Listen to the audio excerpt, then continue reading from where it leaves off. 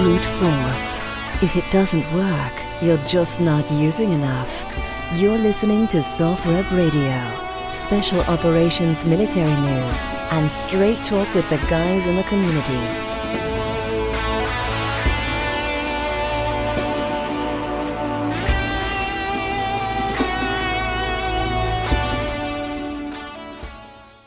What's going on? Hey, this is Rad, and it is another episode of SOFREP Radio. Insert the sound effects. But listen, first, before we get into the guests, which you already know who they are, yes, there's multiple guests on today's show, I gotta introduce you to what? Say it with me, the merch store. Okay, so sofrep.com/merch. Callum's gonna put up a little link right here and you can click on it and you can go check out all the cool merchandise that, you know, all the guys and gals in the SOFREP community are putting together for you. We appreciate it, keeps the ship running, and it keeps the fireplace going.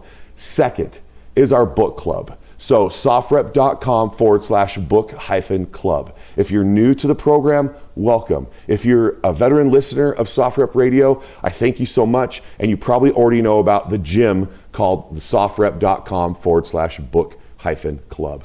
Go read something for your brain. Okay, it's the gym, and your brain is a muscle, and the more you read, the better you are. Knowledge is power. So with that said, I've got a couple guests on together. They have written a book. The book is going to help transformative?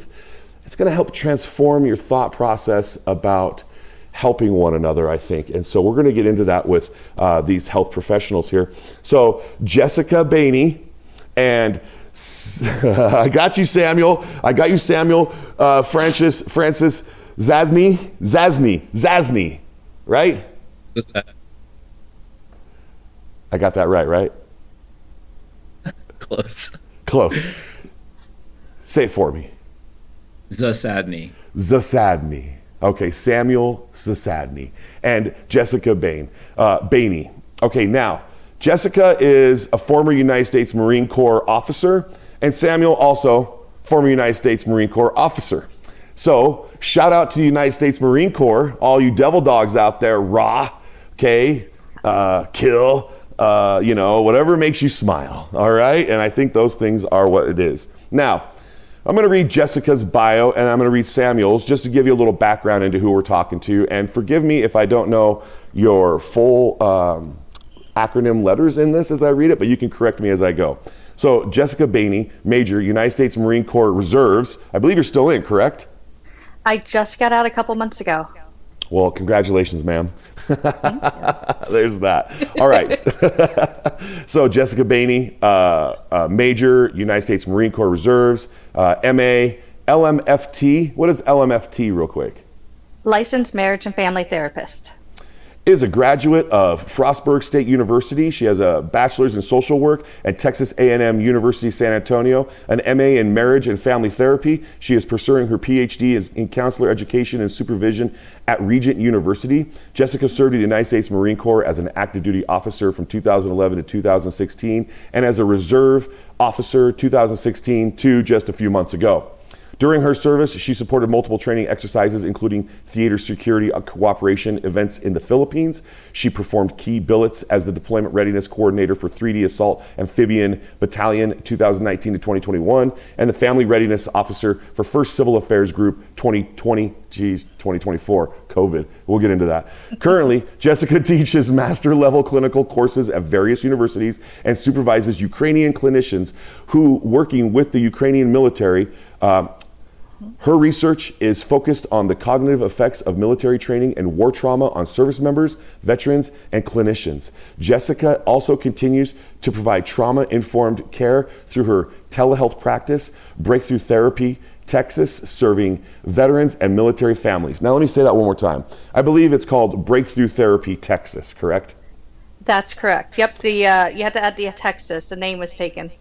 Okay, so you are in charge of that. You have a lot on your plate, and congratulations for being the most powerful person in the world. Okay, Thank you. Yes, you're welcome. And that's just coming as being who you are. Okay. Now let me introduce Samuel Francis Zasadny. Samuel Zasadny is a graduate of the U.S. Naval Academy with a BS, George Washington University, MIPP. Hey, what does MIPP stand for? Yes, it's a master's in international policy and practice. Okay, and Wheaton College, you have an MA. He is currently pursuing a Doctor of Psychology, which is a PsyD, a PSYD, right? Is that right? Okay, okay. At Wheaton College in Illinois with an anticipated graduation of 2027. He served in the U.S. Marine Corps from 2007 to 2023 as an officer, helicopter pilot, aviation specialist, and weapons school instructor. He deployed as a pilot to Afghanistan in 2001, Japan in 2013, and with a Marine Expeditionary Unit, which I think is called a MEU, in 2015. He transitioned to the into the U.S. Navy Medical Service Corps 2023 to present upon acceptance into the Health Professions Scholarship Program, which is the HPSP for clinical psychology, preparing for active duty service as a U.S. Navy psychologist. His clinical experience includes work in community mental health, private practice, and military contexts. And okay, so I got through both of your bios. Now there's a third person who's helped write this book, and we'll give them a shout who didn't join us today, and that's Charles W. Hogue, former colonel, also a stud, U.S. Army. You guys have just really put together 50 years of experience of like military, of just combined health, and I want to say health and human services, but health related things. You guys are really focused on seeing people have a mental health day in their life and take care of themselves, it seems like. And I just have to say something, Samuel, with your beard and who you are, and are you still in the Navy? Yeah, so I'm in a student status right now. So the Navy's paying for my tuition and they're giving me a little stipend, but I get to wear a beard and kind of do what I need to do to get classes done. And then once I go back on active duty for internship, it's all got to come off. Oh, come on. So what's your current rank? Are you an 04 or 05? So I was an '04 in the Marine Corps, and now I'm an '01 in the Navy until I go back on active duty. Yeah. So is that '01 now an ensign? Yes. And an '04 would have been like a major captain? Yep. Oh, yeah, and a Marine. Okay, you too. Okay, and so Jessica, you retired as a officer. As a major. Mm-hmm. As a major, so that's a '04 and a Marine. Yes, okay. I'm pretty awesome. Yeah, you both are pretty awesome, okay? No, you fit right in here, the vibe, I love it. So you guys have written a book with Colonel Hogue. I'm gonna say it like that because that's how I remember his first name now. It's called Unseen Warrior, a military cultural guide for mental health professionals, right? Mm-hmm. Why? Jessica? I'll kind of jump in here. I recruited Sam and Dr. Hogue at one point to go on this journey with me. The backstory is that, I wanted to be a Marine my entire life. 9/11 hit. I was like, I'm going enlisted. I'm doing this thing. God had a different plan. I kept getting bumped around by recruiters. Ended up going to college, graduating college, trying out for the officer corps. Hardest challenge of my life. Fell in love with it, obviously. Joined in 2011. 2016, there's a drawdown, and a lot of us got released, and I was one of them. And I remember like the day of the next day when I got my DD 214, my active duty husband is putting on his camis, going to work, and I'm just lost. Completely, I can say the word is despair now, but I was completely like, who am I? Loss of identity, loss of job, loss of friendships, loss of coping skills, structure, you name it. It was all gone in an instant.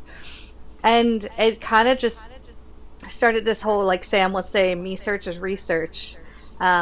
6 months later, I'm starting my master's program in Texas A&M for marriage and family therapy. And I'm introduced to Dr. Hogue's book, his original book, Once a Warrior, Always a Warrior. Shout out to that one. And it changed my life. It said that PTSD is a paradox. what is seen as what saved your life in a life-threatening environment is now a symptomology in a first world country. And it blew my mind. And so it started me from that point on, 2016, to where we are today. Research, dig into the information out there. Why am I different? What is wrong with me? Why am I not assimilating back into society? Um, I don't know. It was very weird, and And I so could have why, been. why, why, why, why? You know, it's because like all of a sudden now you're like, you have to sit down and you're like turning the TV on and everyone's, you know, a part of the machine and you were a cog in that machine and now you're outside of that and you're just looking from the outside in and you're just like, well, how can I cope with the situation yourself? Like this is just from me search. I love that. Okay. Yeah, no, it we go in depth into there's a whole chapter about transitioning in the book. It is a culture that we assimilate into, the military culture, and you're my opinion, it's a cognitive changes. There's things that happen that you need to be different in order to thrive with it in this environment. And that difference never goes away. And then when you get out, it doesn't quite fit with the civilian society. Civilian society is very chaotic. Civilian society is very feelies, lots of emotions, but that's not the military culture. And I think that, and we can go into it, but it is definitely like cold water right, being, poured over you. It is a different transitional experience. And I think that we minimize it and celebrate it. Good job, man. What are you going to do? And it's like, I just lost everything. Right. Long story short, I'm in my PhD program. I am presenting at a conference. Sam is at the same conference. I am presenting on chaplain burnout, and Sam is presenting on something military. I go up there in my little boisterous, challenging way, and I'm like, "What do you know?" And he's like, "Yeah, I'm a Marine, and this is what." So yes, became besties right away. Did the sniff test. Was like, "I know you," and I was offered a book deal from a few hours later from Kendall Hunt Publishing based on my presentation. Walked over to Sam. I was like, "Hey, you want to be a co-author?" Yeah. Two into danger. He was professional and he could just carry himself like a lieutenant colonel could, and I tend to be more on the acting enlisted side and in the way I hold myself sometimes. And I was like, "This is a great fit. He can balance me out." Yeah. Yeah. And so Sam, is that really how it all went down? I mean, I can't speak for Jessica, but my experience of it was that I'm in this conference, I'm presenting this poster, and this person comes up to me and is like, "Hey, great poster. You want to join a book project?" And I was like, not one to shy away from opportunity. I was like, "Sure, let's do it." But the pitch for me was that there's a gap in literature that clinicians need to better understand military populations, right? Because we have the VA, we have the Department of Defense health sectors that are looking at how can we prevent veteran suicides, how can we support veteran mental health, how can we support active duty service members and their families. But what was missing is like something that specifically addressed the cultural features of the military and why it's different than somebody walking in off the street into a clinic and saying, "Hey, I've got anxiety, depression, PTSD, help me." Because cultural considerations are crucial, and they teach us this in the Doctor of Psychology program. Like a lot of our classes are spent just understanding and reflecting on how different cultural aspects, even language, how that affects someone's treatment. And if you look closely at some of the VA statistics for treatment, there's a very, very high failure rate, a high dropout rate for mental health treatment services. So we're thinking, okay, what is missing from this equation? What is it about military culture that military and civilian clinicians might be missing that's preventing them from connecting with this population in a way that brings about healing? Because regardless of the treatment type, regardless of even sometimes the medications, the basis for healing in mental health is the quality of the therapeutic relationship between the client and the practitioner. And if the practitioner does not have the knowledge, the cultural knowledge, or the understanding of what this person has been through or the stressors that they're currently experiencing, if we're talking about active duty service members, they're not going to be able to connect, and the veteran is going to stop going to treatment, or the treatment is not going to be as effective. So that's kind of what caught me, as like, hey, I don't think there's anything out there that actually fills this knowledge gap for practitioners. So the book is primarily written for practitioners, whether they're civilian or military, working with active duty or veterans or their families, to understand, hey, this is essential information, a field manual, if you will, for understanding the military mind so that you can actually treat these individuals effectively. That's great. I'm still listening. Yes. No. Continue with your He sounds poster. smart, You know what I'm right? saying? Yeah. That was the pitch. That was the pitch. I mean, of course, it evolved over time, but initially I was Sure. like, yes, yeah, like where is this information? Where Because is it? we talk all about like how to connect with people in community mental health context, which is low income. We talk about socioeconomic disparities and how that affects barriers to treatment. But are we talking about why veterans hate going to therapy? Why active duty service members do not want to go see the on-base clinicians, whether because they're worried about their security clearance, because they're worried about, oh, what if I get even a diagnosis, because that's the way the whole mental Am I health going to lose my Second industry. Amendment if I go and tell somebody that I'm having Right. funny thoughts? And a lot of people Yeah, don't want to I mean, lose just that fraction of a situation, let alone precisely. I mean, here's a bunch of pills, you know? It's like, hey, oh, so you have this, oh, this. We're going to cocktail you up with this plastic cup full of little pills. Swallow every Monday, Wednesday, Thursday, Saturday, Sunday, Monday at 2 in the morning. And you're like, wait. Is there something else? Is there something else that I can do besides open up a pill popper? You know, it's like, can I go snowboarding, skiing, adaptive therapy? You know, when you're getting out of the military and you've got, you know, I mean, being in nature, you could probably agree with this. Whether you're swimming in a pool surrounded by the water engulfing you, that water is just nurturing you like a mother. Okay, just like loving you like a father. Okay, both parents at the same time. You may not even had your parents around, but when you get in the pool, that water is going to caress you, and your body is water. So it's like, oh, why do I feel so good in the water? Even if you're scared of the water, once you get in it and you learn how to adapt to it, it's just so it's so calming and relaxing, right? And then you get out of the pool and you go back into your car and you buckle in, and all the chaos, all the noise, all of that's right back at you, right? And we have to deal with that. And that's kind of, I guess, the PTSD aspect is all the chaos, all the noise.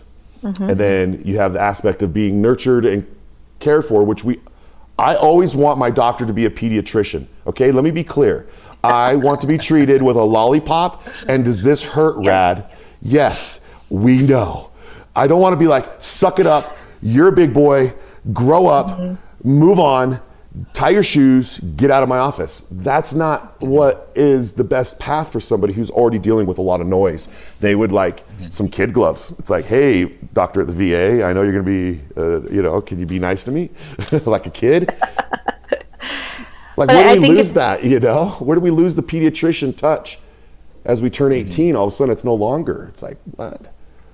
Well, I think to kind of like summarize everything we're all saying too is that there's just it's not just any one person's fault, but there's just a lack of understanding on the mental health field on about military. You talk about like the cultural understanding.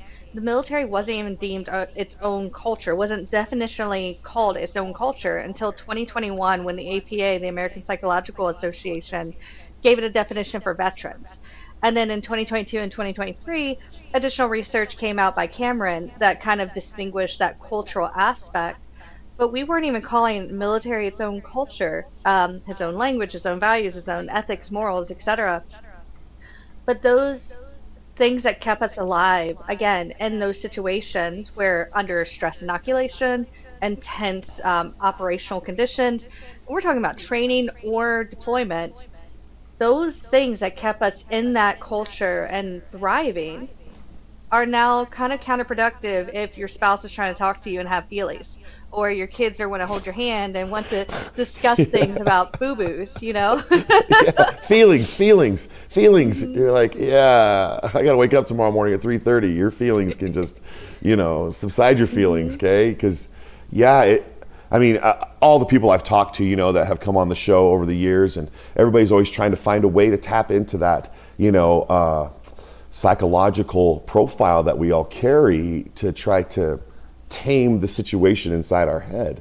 I was talking to a commander of a Ohio class submarine recently on the show. It'll be coming out soon, and he was talking about stoicism as a warrior's, philosophy in the military, and how you do compartmentalize problems and shove them behind your head, shove them away, and try to move forward in a challenging situation. And training, people die in training. It's that serious. Yes. Training is just as almost real as the real thing. You're training for the real thing. And so there's so much going involved in training. You guys get spun up to sometimes do 90-day tours, which is a hot tour deployment. And these guys go in and they do 90 days, but it's like one mission leads to 2 missions, leads to 3 missions, all in the same 24-hour period. And so you get these people coming out of the military, and they've done a good job, atta boy, atta girl, hit them on the back. Here's your DD-214, which for those of you that may not know is your discharge forms from the military, and it has your characterization, honorable, other than, or dishonorable, and then it has like any awards or, certificates of achievement that are on there, and it follows you everywhere you go through the Veterans Administration. You can go onto their app and find your DD-214 right there. So, it's like, that's all great. You close out the end of your career, you go get all these things signed by everybody thinking it's going to matter in the civilian world. And at the end of the day, a lot of that does not matter that you're closing out in the civilian world. Now you have to cocoon yourself to come out a new butterfly. Okay? So you cocooned yourself to join the military, and then they poofed you out as a butterfly. Some camouflage wings, okay, cool antennas, probably the latest in technology on your head. And then you're like, I'm flying, but where am I flying to? Then they fly you back home and say, sit here and look at your Nintendo. You're like, that thing's been sitting there for like 6 years with dust on it, and now you're collecting dust on it. I'm assuming that's kind of the path. It's like everything slows down, and it's like you said, you get out, you're like, but you're going to work, to your husband. He's like putting on his camouflage gear and off he goes, and you're just probably used to putting on your camouflage gear, and you're like, wait a second here. I'm sure a lot of us can all relate with that same situation. It's just the getting out. So the cocoon aspect is what I call it. So now you have to go in and re-cocoon yourself into a new butterfly.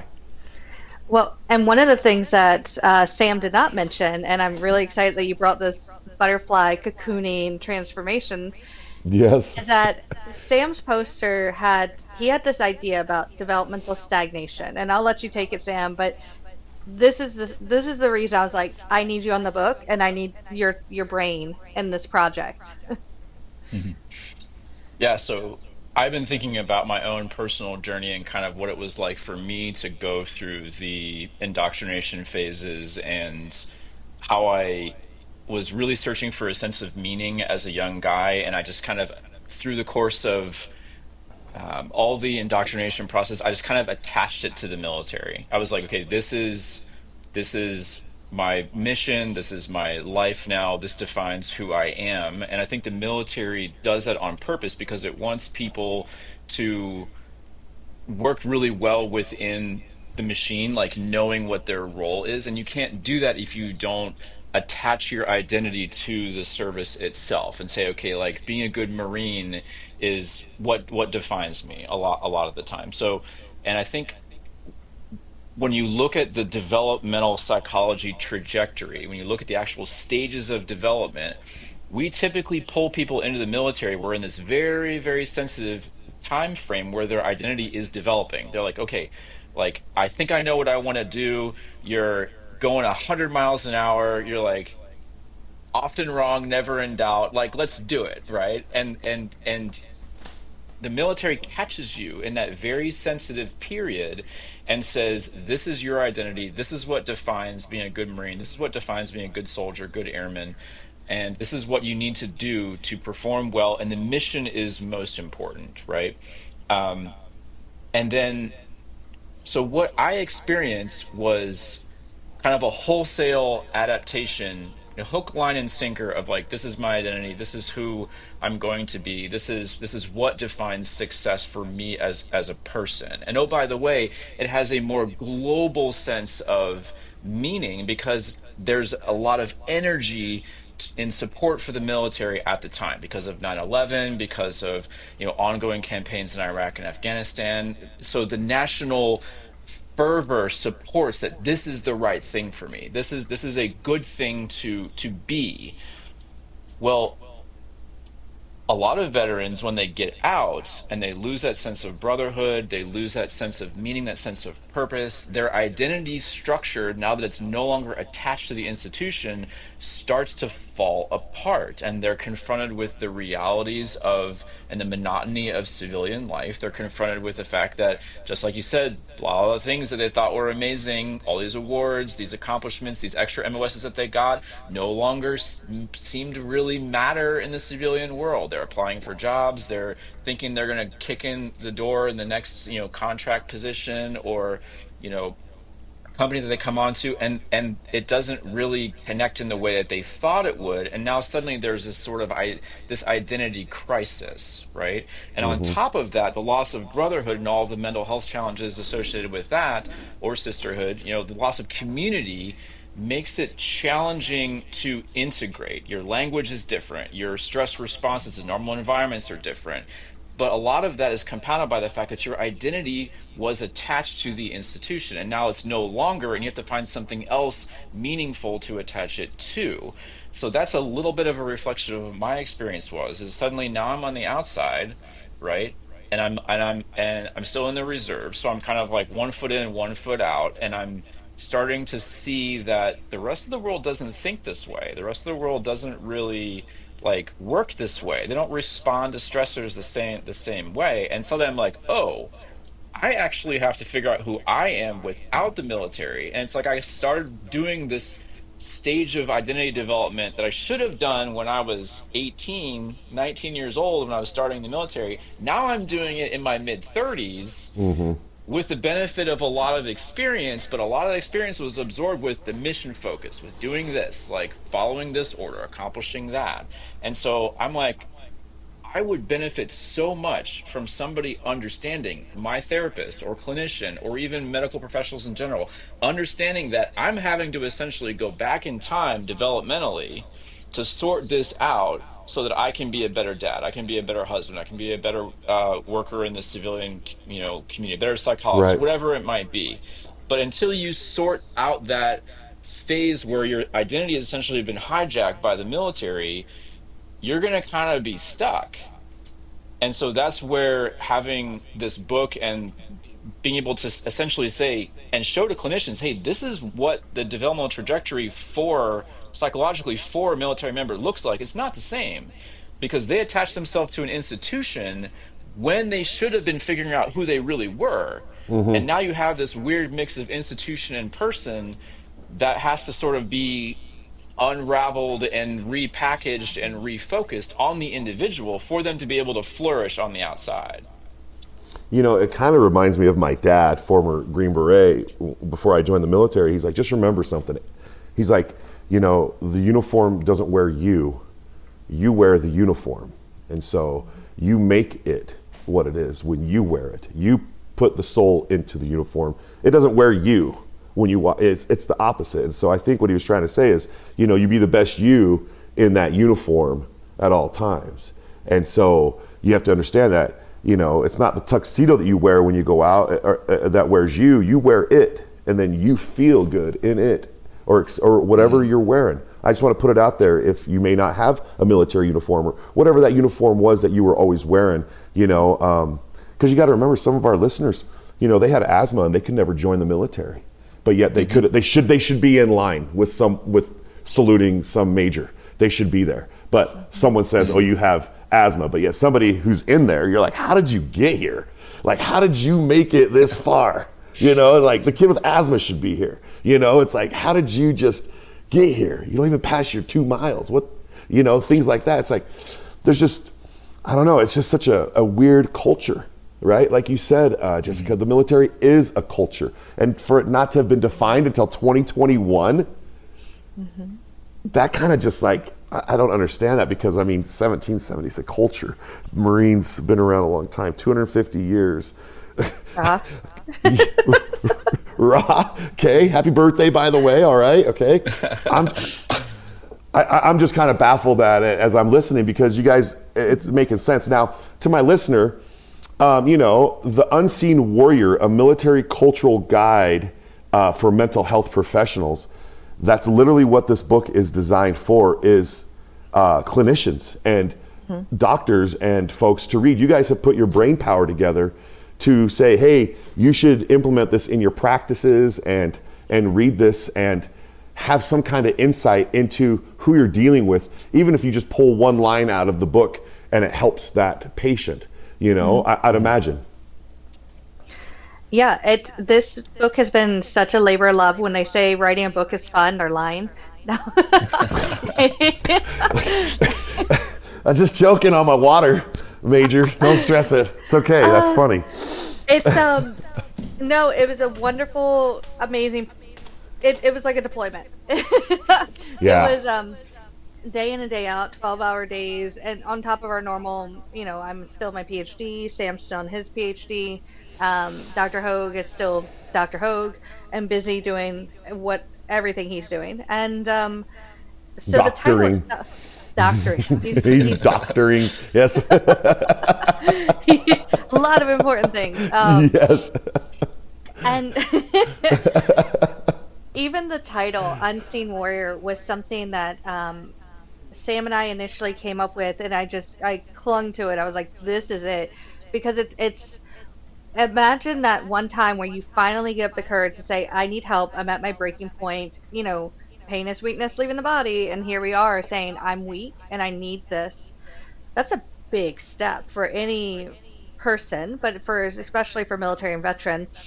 And then you walk into that mental health office, whatever it is, and you feel ostracized and the outsider. And you feel like you're the odd one, as they just don't understand. And so that's unseen within that context. And I think that this book, if your listeners are like, well, I'm not a mental health professional, just spread the word.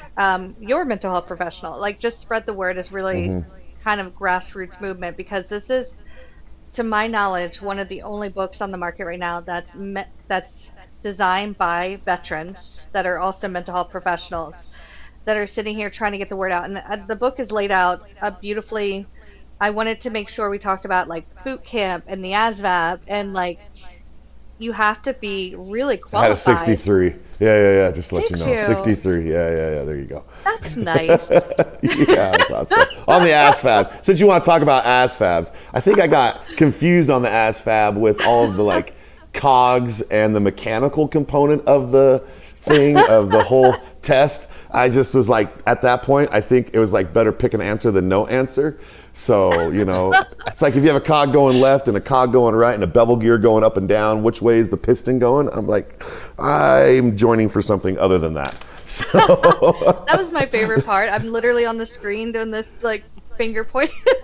I was like, okay, since you wanted to bring up the ASVAB, not to cut you off, right? So the ASVAB is the Armed Studies Vocational Aptitude Battery Test, I believe. To enter the military, you got to take an ASVAB. You can take a pre-ASVAB at your recruiter station at the career centers, but that's just going to give them an idea of where you'll score on the greater ASVAB, which you have to take, which is like 3 or 4 hours straight, right?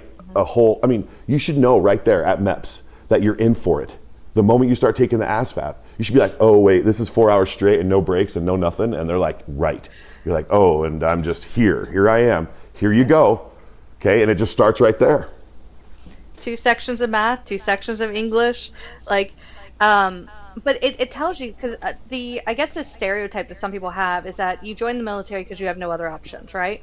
Not always, but that's stereotypical. But to really, you see like 78% of the country would just be disqualified right off the bat. physically, mentally, emotionally, and IQ wise to be able to score the number that you need to even get in. And then and then we kind of go through like I'm laughing because I'm thinking of how hard Marine Corps boot camps are compared to Navy. And Everyone else's, yeah.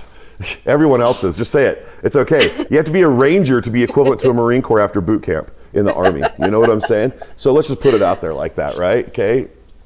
I'm very proud of my service. I know Sam and I both I'm very love proud of your that. service. Yes, I just want you to know. Thank you for my service. Yes, yes, you're welcome. I can't get sidetracked, but yes, no, it's a wonderful like collaboration between like starting a boot camp to starting with transitioning into the fleet to deployments, military sexual assault, suicide, moral injury is discussed. That's very controversial right now. And we could go into that, but if we go into families, we go into transition, pharmaceuticology, we go into the neurological and cognitive processes that I think the adaptive brain is kind of what I call it when you know about fight, flight, and freeze are our main key elements to survival. Well, what happens when you're in boot camp or on additional trainings? They're scary. They're meant to be fear-inducing, stress inoculation, but you're not allowed to go into those primal instincts of running away, fighting, or shutting down. You have to act in the midst of chaos, and that trained response. Sam and I kind of differ on what that could be. It's not readily studied, but that most of the research right now is done after the deployment, after the military sexual assault, after the transition. It's not taking into account, the research isn't, that the brain was already adaptively trained, starting with that inoculation into the branch of service. And so we're already starting with a false, I guess, idea of who the population is that the research is studying, because unless you're a veteran, unless you've gone through or military, you don't know that the transformation starts way before those secondary events. That's all. I'm listening. I'm just waiting to start getting into like the marriage side of things, and like, mom was home while dad was deployed as a Green Beret at my house, and he'd be gone for 3 to 6 months at a time. So my family unit only moved really from California to Utah in the early 80s when dad got stationed here with the SF. And then I was about 7 or 8, but I never realized dad wasn't home. Sometimes I'd be like, oh, he'll be back, he's just fishing. All I was ever told is if anybody called for dad, just say he was fishing. And one time this guy's like, well, do you know when he's gonna be back? And I was like, yeah, about 6 months. I was just a little kid, right? And I was like, yeah, dad's just fishing for 6 months. But I always thought mom was there. Mom always represented as if dad was there. Every now and then I'd hear dad's voice on the phone, I think. And so I never really feared. I always thought he was a hero, so he's never gonna go anywhere. So, but he'd go to Thailand for 6 months and do some type of joint training mission or go someplace and do something. But mom always held the family unit together. And then dad would come home. And then there's feelings, okay? And then there's like, hey, babe.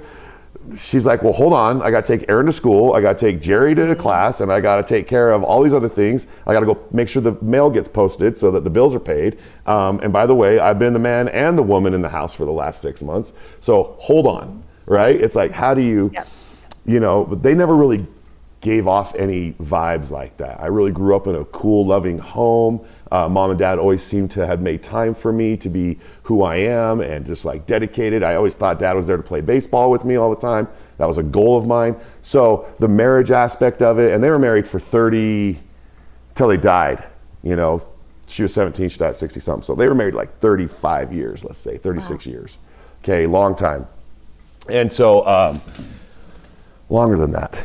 Geez, I'm doing them disservice. Sorry, I don't know their exact dates. But anyways, my parents were just together for a long time. So I get a lot of that. So my wife and I have been together 26 years. Wow. Congratulations. Hey, thank you, right? And so I get a lot of that from them. They've always just bred, treat your wife right, treat your husband right, family unit, the kids, etc. So I don't know. It's just I just love hearing you guys talk about mental health, and even if I'm not the doctor or in PhD class, I still have an opinion on a healthy family unit of what I can see it as. Maybe it was because I grew up in California and moved to Utah with the Mormon clan. I don't know. Okay. Yeah.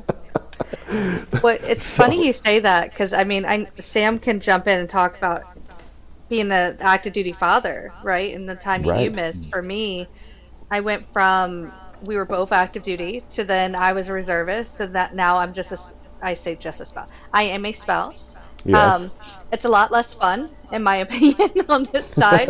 Yeah. Um, but it is. You have these transitions where the first couple weeks before they leave, they're shut down, and you're trying to hold on with your life. Then they leave, and you're like trying to process how to be a single person. Right. And then 2 weeks before they start coming back, you're wound up going excitement, nerves, the stranger's coming back to my house.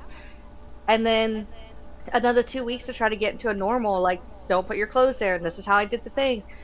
But if you don't have good morals, values, or at least a family that you can say that's what right looks like, and that's how we cope and argue, and I don't, you know, many service members, I mean, the numbers are debatable, have adverse childhood experiences, so they don't, they never seen what a good marriage looks like, which then perpetuates the stress in their life and the things that they then have to endure. And Sam, I know I just cut you off, but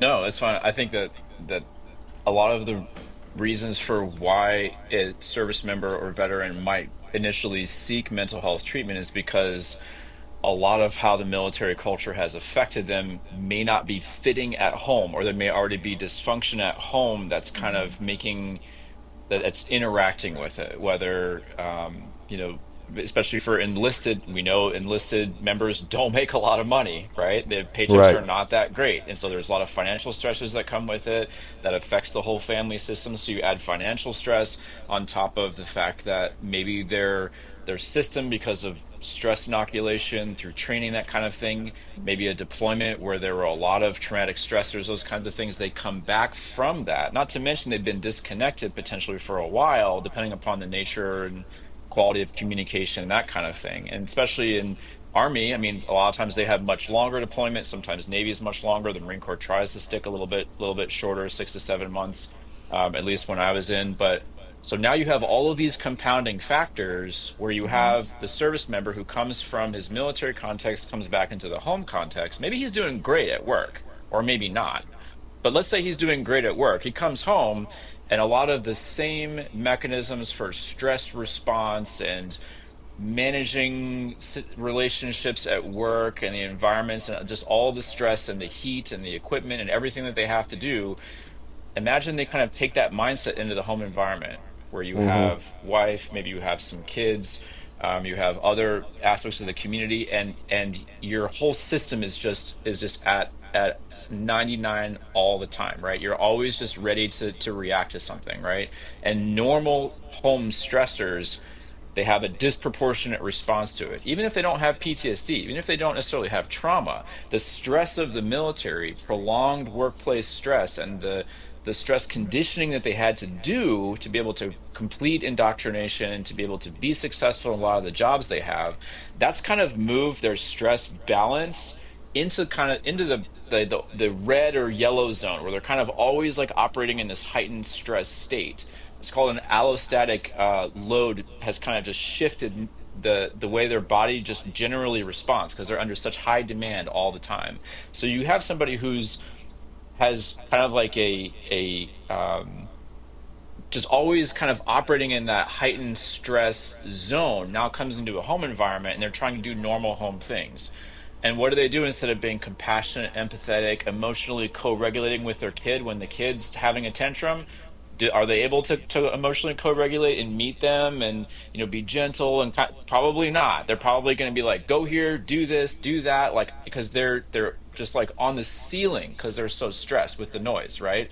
So Right. that's just an example of how the military culture and stress inoculation and indoctrination can kind of over time can affect military members like ability to function in normal environments. So a lot of times why they might come into therapy or seek treatment, back to where this ramble all started, is because they're experiencing distress in those other environments. And that's typically where a diagnosis would be warranted, is if you're having distress in multiple environments, not just one, right? But like, or one that's really severe. It just depends. But that's kind of why we wanted clinicians to have this understanding of how the military culture affects service members and veterans, so that way they can say, okay, your system is now kind of rewired or shifted to be able to be successful in the military, and that's not working at home. And we need to build you skills to sort of tolerate the stress and to manage the stress, so you can be more emotionally present and resonant, rather than being a hammer where every problem's a nail, right? So Yeah.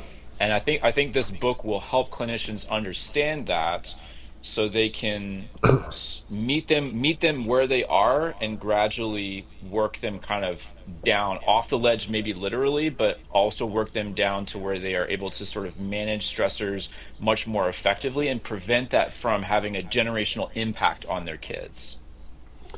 I would say that from the family unit standpoint, I was more enthralled with my dad's job than my dad would bring, like, that he would probably want me to be.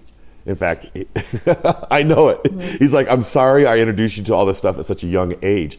And this was like before he passed away in 2013. I was like, why, Dad? I love it so much. And he's like, that's why. And I was like, what's he dropping on me right now, man? What kind of knowledge is this? What are you saying to me that I just, I own a couple combat tactical stores, they're all decked out. I got a kill house that does training inside of it. We do that every single day. I've just taken it to that. I was indoctrinated at a young age into the SF lifestyle. And so I just kind of, I don't know, I just figured, hey, there's plate carriers and, battle belts and all that stuff is available, so I now sell it. I'm like, hey, I got my own armory. Look at me now, Dad. You had an armory? I have an armory. It's the funniest thing. But, I just have to say that he didn't really bring it home. Now, that's not to say that a friend of mine, he's in his 70s now, his father was a Army drill instructor sergeant. Old school, right? If my guy's, for instance, his dad's older, he said, my dad would bring it home all day, every day. I would always get it. I would always have to line up. I would always have to have this done. I'd always have to do this, as if he was one of the soldiers. And so I do remember a conversation in the house where my mom might have said, I am not one of your men. I think that did get said somewhere in the house, and I was just like, oh, what? But I am. What? Where's Dad? But they were just having a conversation amongst themselves. And so I am not one of your men, because he was bringing something home. He brought an element like take an order or adhere to this or whatever the case was, or why isn't my suit pressed the right way or something like that. I don't know. Mom was never, ever going to say nothing bad to Dad. She just said, I'm not one of your men. And I was just like, oh. So that's how that goes. So I think that kind of talks about bringing it home, or not bringing it home, trying to separate the punch in, punch out, especially if you're active duty. If you're 24/7 and you're a DI and you're at Paris Island all day, or you're at MCRD, I think it's what it's called. MCRD. Again, it's all up here. Raw. And then I love my devil dogs. You just got to know. Okay? Growing up in an Army household, the Green Berets, it was always like, oh, the first to die. They're always the first to die. But having friends and growing up and knowing Marines, I'm like, wow, Marines are badass. Okay? It's like, you guys are devil dogs. The sharpest part of the blade that slices is what you guys are. That's what I consider. And we have great uniforms. I think so, yeah, And that was always joked about in the house. Oh, they look good because they die and they get buried in it, or my dad would always be like Army, Marine Corps. That's just the way, that's the taunts of each branch. But together, I promise you, side by side, shoulder to shoulder, he said that when there was a problem, I would call the Marines. He would tell me that the Marines would come in and make so much noise that they would just slip out underneath it. And so I was just like, wow, what story is that from, Dad? Where the Marines came in and made a whole bunch of noise and you guys just slipped on out, I can imagine So, you as a child being like, what do they bang pots together and be like, I we're mean, gonna make. bro, I figured that everybody had an M60 and they were just making noise, just like making noise. And dad and his guys are just like, see you later. It's like, Yeah, what I are you think supposed to do? this is one of the things. As much as we've talked about like some of the residual effects of the military, I'll call it. There's so many beautiful aspects of the military, and I use that term probably. It's I loved the military. It gave me structure. It gave me a job. It gave me skills that I never would have gained in the civilian world. Hands down, it was I would never regret doing what I did, and I loved it. And so I think that that's one of the misnomers too. Is that yeah, there's some adaption hiccups when we get out and the things that we Sure, talked about, but I do want to kind of give a shout out that the military has so many benefits and so much training opportunities. And I mean, it basically paid for all of my doctorate, my GI Bill did. So yeah, it just kind of on the reverse side, saying the benefits of it. And I think that to your point, we call it an outsider perspective, is that you're an outsider until we accept you into our clan. And so same thing with mental health professionals. Like you're an outsider until you're not. And that trust can once it's broken, you'll never regain it. Like once, we tell you something, or if you have no understanding of differences between branches of service on a shallow level, like what's the difference between the Air Force and the Marine Corps? If you can't give me some descriptive noun or verb, that's going to be a red flag, and that's going to be like, you don't know me and you don't know my culture, and you're definitely not going to understand.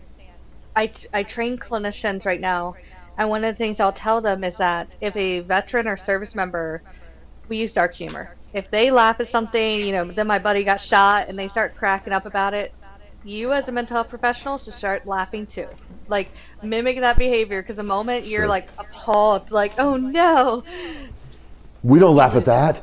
that. You don't laugh at that. And they're like, and then they feel like, oh, I can't laugh at that. And I think it's Yeah, kind of shame. funny. He got shot in the buttocks though, you see? So it's kind of funny, right? It's like, True story. No, right. Yeah, right. So I love that, and it's true. So mental health professionals at the VA, where most veterans wind up going, do you feel that they, other than hearing the stories from other vets, are they pretty dialed in? Can there be some work where they maybe get your book to have some more insight into the veteran that's coming into them? I don't know what I'm asking. Maybe a little more, maybe like you, right? You would be the doc that we would go see because you've served, you've been in, and now you're sitting here and you can laugh with them because you think it's funny too. And maybe that's a little relatable. Maybe that's what I'm looking for, right? Maybe sometimes they go and sit down with someone and they're sitting in a chair and they're like, hey, go ahead and tell me what's your problems. yeah, or And they you're like, sit behind the well, book and they're like, yeah. my You're little like, I don't brain. have any problems. And they're like, why are you here? And you're like, well, why am I here? Well, maybe I'll leave. And then they just leave and they don't ever get to like really open up. And, it takes someone to be vulnerable to have to open up to somebody that they may not have ever met, never served with, didn't go through the same processes with, but that person on the other side is there to listen to you and hear you out in a professional Six Sigma kind of way. And what Six Sigma is it's like math of words. And so they're listening to what you're saying to them and they're just kind of maybe jotting down some things and just, aligning them with different, I don't know, graphs that they might have for their own, field of expertise and saying, hey, this person mentioned kill 77 times, but they were laughing the whole time. That goes over into this column. It's like, even though they're a Marine and that's the way they say yes. Yes. Right? Yes.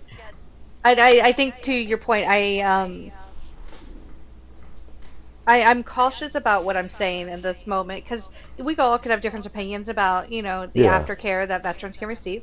I think that this book, and for anyone who works with this population, whether you're a novice or, you're an expert in the field, it's going to impact you in some way, and that's how we wrote it. It has enough in there, meat and potatoes, that someone doesn't matter how long you've been doing this, is going to grab something from it. And I think that there's a lot of areas that can be improved upon within the VA mental health system. Um, but I think as a mental health professionals in general, the research is kind of smattered. Right now, we're kind of a petri dish of let's try this and let's try this. I know that I can see that firsthand in some of the things I'm working with the Ukrainian clinicians and how we're trying to treat the military in Ukraine. Right. Very different from the U.S. military culturally. Not just that's a whole different conversation, but they have a very limited career military. They have some draftees, some conscripts, and some volunteers. So Right. that changes that desire for which you're serving, changes the outcome for things you experience and the attachment you make to it. Um, but with the VA in particular, I think that any organization, any nonprofit, anyone who has any hands in the cookie jar dealing with military veterans or service members needs to have this book and needs to Yeah. kind of do a deep dive into it because we go through different modalities that are effective, research based. What cultural aspects can detract from certain modalities or certain efficacies and treatment options, medications.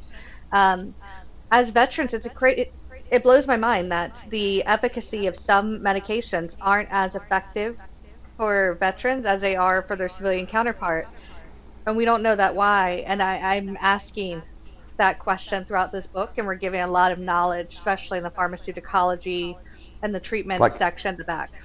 like psychotropic style drugs, or like, I have some Navy SEALs that come on the show and talk about a 2-week process of taking someone with, traumatic, post-traumatic stress, or, a lot of symptoms of that, and they've screened them for 2 weeks off-site, and then they take them into like Chile, south of the border, and then they might go into like an ayahuasca situation, Oh or they might no. get, yeah, oh yeah, oh yeah. This is like, everybody's looking for a way, Yes. right? And they're Yes. like, hey, we're tired of taking pharma. That's and like a mantra here at SOFREP is thrills before pills. And so, it's like, what can you do to not take the pill? Now, do I take a pill? Yes. I take a statin for my widowmaker in my heart at 47. And so I have to take it. So I take it. Okay, but 99% of everything else is in the gym, on the mountain, snowboarding, constantly moving, swimming. I mentioned swimming is a great relaxation method for you. When you think you're going to drown and you live, you're like, air. Oh, it's so fun in here. You splash in the water. Okay, look, it is what it is, right? It's just thrills before pills. Now, they're like, oh, maybe I'll try psilocybin. Maybe cannabis isn't the right thing for you, or maybe it is the right thing for you, right? It's not a 100% save all medicinal use, but it might help you. It might pull something out of you. So you kind of just need to go down the right path. And I mean, I'm thrills before pills. So the less pills, the more thrills. I think that, mental health, I guess I'll also say this, my employees, they see me on the mountain in the morning because I get up super early, 6 a.m., get up there through a blizzard. I ride till about 11 a.m. and then I'm back at work at 12:30 in the afternoon, just about every day during the snowboard season. And they see that. And I'm like, well, what are you doing for your mental health, guys? I said, and I'll go live on Instagram and be like, hey, I'm up here, I'm snowboarding, mental health day. Don't forget, if you have a sick day or PTO, just say, I'm using it, and you may see me on the mountain, but that's a mental health day for me. Oh, I thought Rad took off the day because he was sick. I thought he wasn't supposed to be on the mountain snowboarding today. No, man, I'm sick of work. How about that? How about I need a mental health day for myself, and so I use my PTO, not because I have the flu or because my appendix burst, but because I just need to go do something for myself, a mental health day. That's just No, and that's it. Body emotion stays in motion, and you clean out the toxicity of stress when you are in motion. I would also add just adding that community around you, finding those warriors out there, that those battle buddies, having that purpose. Sam and I are both going to be working with the military. I work with them right now. He will be working with them in the future. We found our purpose in giving back, and also within those coping skills that worked with us in the military. How therapeutic did you feel when you were on that 20-mile rucksack hike with 130 pounds on your back. They're like, that was therapy? I was so therapeutic. Yeah, right. But you did that. You're so hard. That's so cool. You're so badass. I just want to let you know that. Salute to you right there, okay? I just want to say I've been at the base of the Reaper at Pendleton. Pendleton, yes. Yeah, right. Because I was doing war games at range 131, which is just at the base of the Reaper right there. And I was with the master guns. He's like, hey, Rad, you want to go walk up it a little bit and check it out? And I was like, yeah, dude, let's do this, right? You have to be a Marine to do this, right? And he's like, well, we got people, wives, they go up and down all the time. But, yeah, most of the time you got to be a Marine to go up and down this, right? And I was like, all right. So, dude, it's literally like this incline that we're basically almost doing mountain climbers if you're down on the ground, if you know that move. It's like in this gym incline. Yep. Yeah, it's like a ladder. And I said, hey, Master Guns. He's like, what? And I was like, do you think this little rock right here in the dirt has been stepped on by 1 million Marines? Yeah. And I was like, can I have it? And he's like, yeah. And so I sat there and I started excavating out this little pebble that I thought I was going to keep in my pocket. It turned out to be this like giant rock that was in the ground. And he's all watching me and I'm just like, I'm going to get it. I'm going to get it. I'm just like carving out this rock out of the Reaper. That rock though, I want you to know, it sits at my shop in Layton on a shelf right behind my cash register. And I look back at this red rock with dust still on it from being pulled out of the Reaper. And I look at it and I smell it and I set it back down. And then Marines walk in and I'll say, oh, you want to see something from your childhood, your past? Huh? I'll say, you see this rock right here? Like, I never want to go there again. I don't ever want to see that rock. It's like, you had to get, you go up that hill. It's you're awesome. I just want to say, it's a fun part is when the packs are so heavy that you can't stand up straight. If you do, you kind of turtle. Or the packs are the size of you because I'm only 5'2". I was gonna say my best friend went in at 5'2". He's 5'2". Yeah, and I have a picture of him in my backpack. Oh, little guy. Yeah. Yeah. Okay, and the Army wouldn't take him because he was colorblind, and all he wanted to do was be a cop in the Army. And he's like, they won't take me. And then someone's like, why don't you try the Marine Corps? And so they said, we'll take you. And you know what they turned him into? Infantry 0311. Mm-hmm. He sent me a picture with his ruck on and all ready to go, like in the mirror. It's like this much bigger than him. I'm 6'5". Yes. So you can imagine him in my backpack. Okay, I'm 6'5", he's 5'2", but to me, he's 10 feet tall. And I will always see him as just like this badass who just said, nothing can stop me. Colorblind didn't stop him. He went in and cocooned himself into an 0311 Marine Corps guy. And now he is doing really well in law enforcement, go believe it or not. Colorblind, do they know that? I'm not saying his name. But anyways. You don't need to see. That's not no. my job. And so Sam, you went Navy or did you go Marine Corps first? Marine Corps first. Yeah, so you did the hump too, Oh, what's Sam that? I will tease him about this because my husband's Naval Academy. God bless them. They are $400,000 education. Love it. I went to OCS, a different experience. We do not go to OCS. Yeah. They do not go to. So you enlisted 4 years. No. No. We have the Naval Academy. You have 4 years of wearing like Navy uniforms and doing all of their indoctrination, and you get training in like Marine Corps history and customs and courtesies along the way. But like, it's the only commissioning source for the Marine Corps I'm aware of where you do not have to go to Marine Corps OCS. Yeah. So.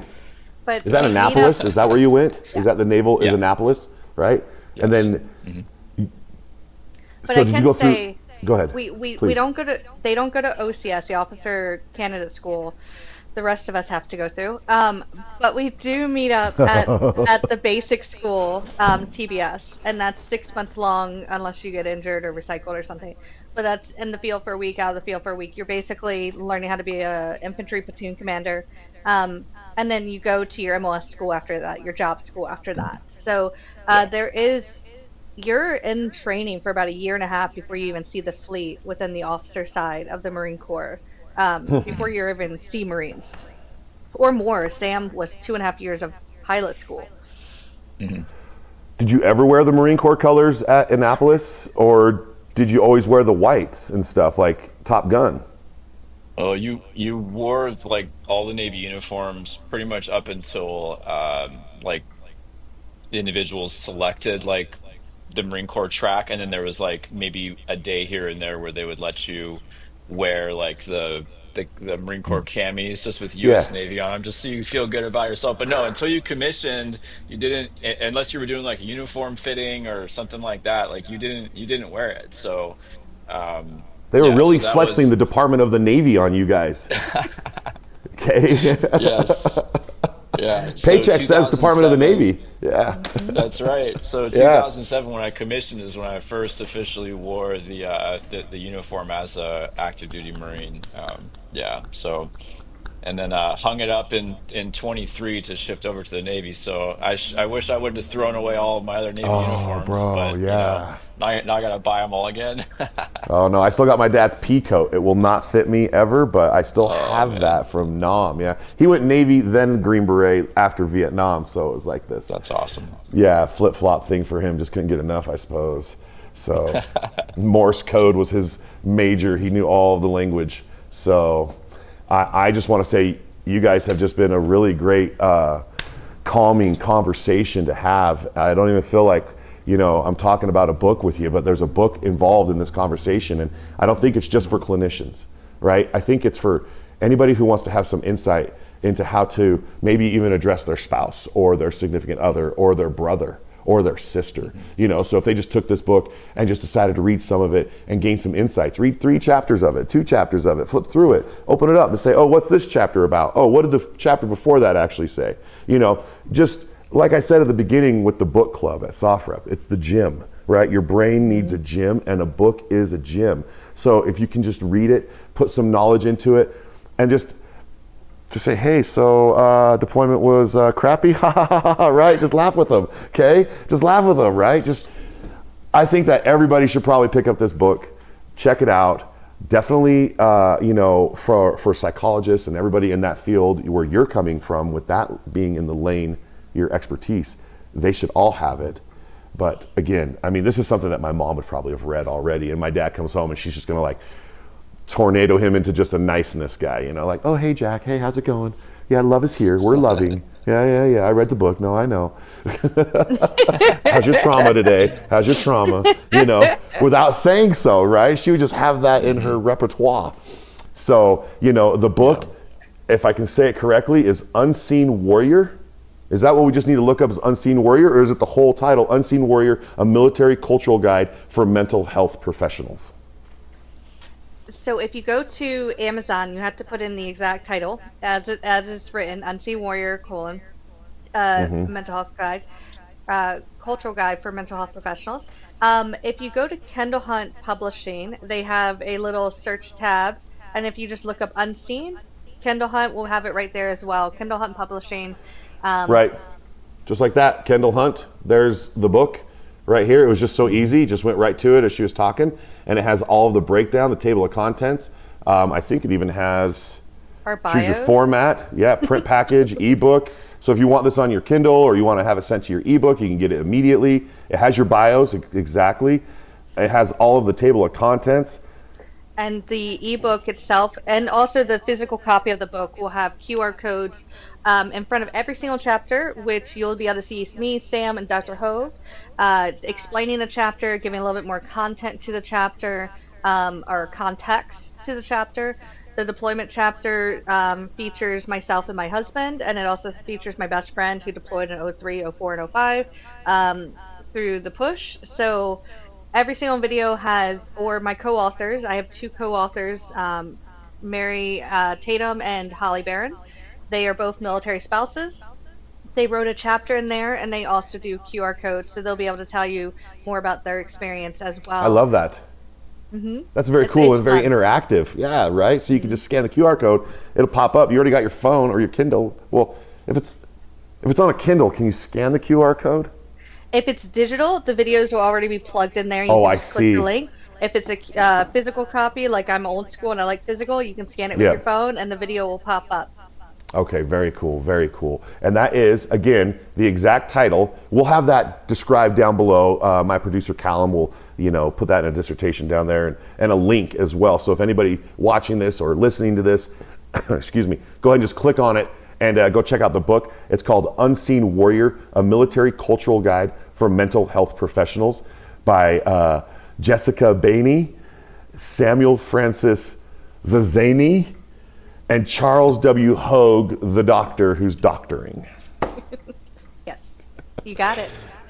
And I just want to say thank you. We've had you for over an hour on the show. It's been real easy to talk with you. There's just so much more that I would like to just there's just so much more that is involved in this. You guys have just really, we've just scraped the frost, I don't know, off the tip of the iceberg. I'm just like, there's so much more. So check out this book. If you are vulnerable, go talk to a healthcare professional and let them know that you have some thoughts and that you want to get them off your chest with them and just see what they can do for you. Don't be afraid. I've had people reach out to me through social media on Instagram with dire problems. I'm like, what can I do for you? And so we're all here in some way to say, what can I do for you? And I hope that this show has reached you, the listener that really needed to hear it, and you've taken us up on checking this book out or just reaching out and seeking some help. We love you, and we want you to know that you are good enough, and doggone it, people do like you. Okay, so in the words of Stuart Smalley, on behalf of Jessica and Sam and the doctor who's doctoring, Dr. Hogue, Colonel, I just want to say thank you so much for being on the show. I want everyone to go check out your book. It's on Amazon, and definitely if you're in the profession of working with people and psychology and everything, go check out this book. These two have put a lot of work into it and a lot of passion, and I hope you get that from this conversation. And I just want to say thanks for being on the show, you two. Thank you.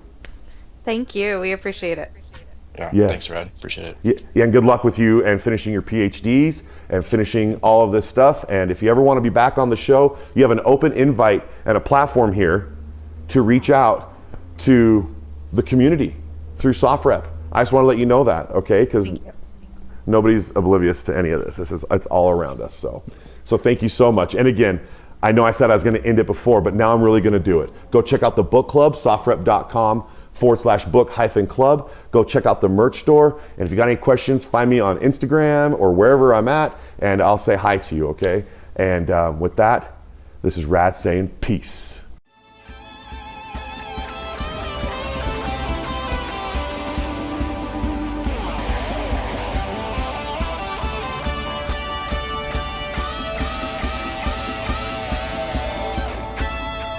You've been listening to SOFREP Radio.